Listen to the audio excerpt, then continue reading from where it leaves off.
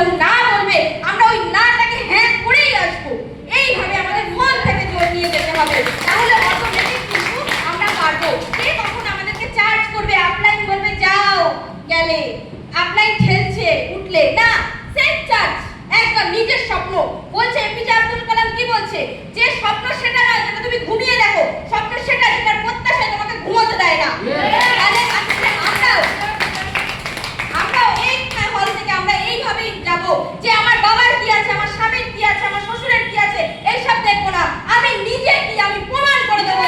সারা West Bengal ভারতবর্ষের মানুষ জানতে পারবে যে অমুক জায়গার অমুক মহিলা আছে, অমুক টিমে দারুণ ডাইনামিক লিডার, মানুষ দেখার জন্য ছোঁয়ার জন্য পাগল থাকবে। নিজেকে নিজে বলে না, যখন একটা হিরে তৈরি হয় না, হিরে কয়লা খনিতে থাকে, তখন পালিশ করে হিরে তৈরি হয়, ঠিক পালিশ হয় যত রং চকচক করে, তেমনি আমাদেরও তাই। আমাদেরকে এতটাই আজকে বাড়ি গিয়ে আমরা নিজেদেরকে ঘষে ঘষে ঘষে ঘষে আমাদের ভিতরে যে পাওয়ারটা রয়েছে সেটা আমরা বের করেই ছাড়বো।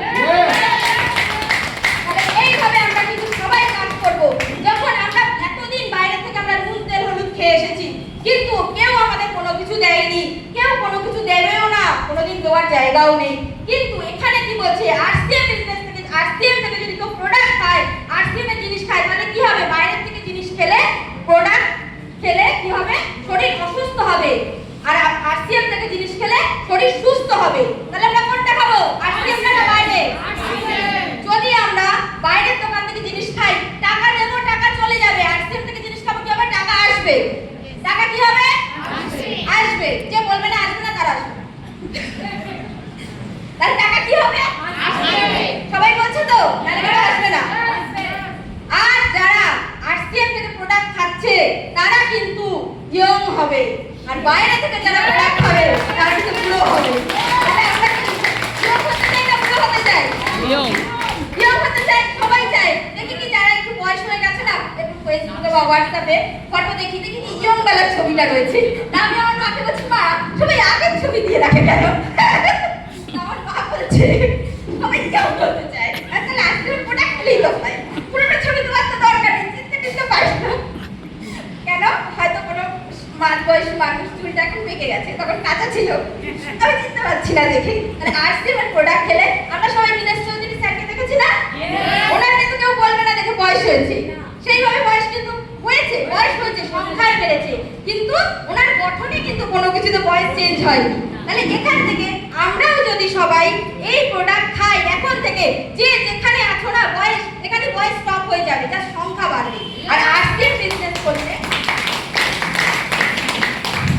আর যখন অনেক মানুষই আছে, আমার কথাই বলি বা অন্য কারো কথা, অনেক এর মধ্যে একটা দেখছিলাম যে একটা নায়িকা, বাংলাদেশের নায়িকা, মানে যখন উনি ফিল্ম ইন্ডাস্ট্রিতে আসেনি তখনকার ছবি আর এখনকার ছবি, তা একজন তখন লিখেছে নিচে যে আপনি যে দেখতে খারাপ এটা আপনার দোষ না, আপনার পয়সা নেই তাই আপনি দেখতে খারাপ। মানে যখন আপনার পয়সা আসবে না পকেটে, লুক অটোমেটিক গ্লো করবে, অটোমেটিক সুন্দর দেখতে হয়ে যাবেন আপনি। তাহলে পয়সাই সবকিছু। লোকে বলে না পয়সা কোনো ম্যাটার করে না, বলে পয়সা খুদা নেই, খুদা সে কম ভি নেই, পয়সাই দুনিয়াতে সব। পয়সা যদি তোমার থাকে না, বাবা মা সব আপন হয়ে যাবে, আশপাশ পাড়া প্রতিবেশী সব হয়ে যাবে। ভাই তোমার কিছু হবে বলবে, মা রাত 2টার সময় চলে আসবো। আর তোমার পয়সা নেই, নিজের লোককে ডাকবে, বলে ভাই সমস্যা আছে, দূরে আছি, ফোন ধরবে না। একদম রিয়েল ফ্যাক্ট বলছি এটা আমি। কেন, আমি কোনো কোটিপতি ঘর থেকে উঠে আসিনি, আমি কিন্তু একদম মানে আমি কি বলবো, মিডিল ক্লাসের থেকেও যদি কিছু খারাপ থেকে থাকে সেই জায়গা থেকে আমি উঠে এসেছি। এই আমি কিছুদিন আগে, আমি এই কালকে আমি এক জায়গা থেকে ঘুরে এসেছি, তো আমি খালি পায়ে হাঁটতে পারছিলাম না, তখন আমাকে একটা দাদা ইয়ার্কি মেরে বলছে যে সোনার চামচ মুখে নিয়ে জন্মেছো তো তাই খালি পায়ে হাঁটতে পারছো না।